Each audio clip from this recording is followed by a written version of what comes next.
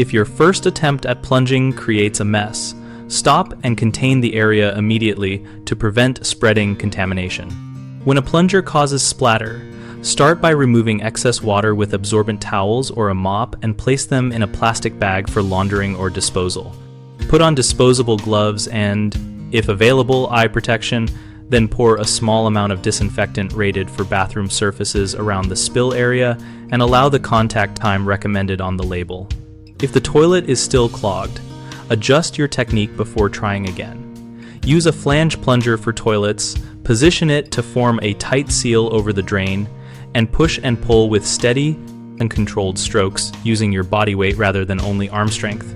Create a partial vacuum on the upstroke by slightly lifting the handle while maintaining the seal to draw air in and break the blockage.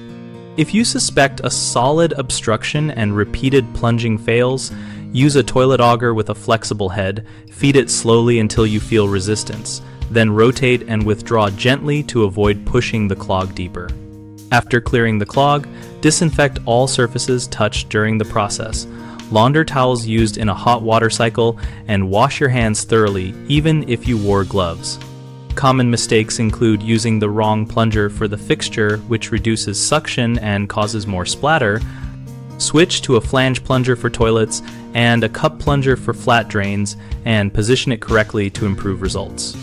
Another issue is plunging too aggressively, which can push the clog deeper and create overflow. Use steady, controlled strokes, and let the plunger do the work rather than forcing hard pulses.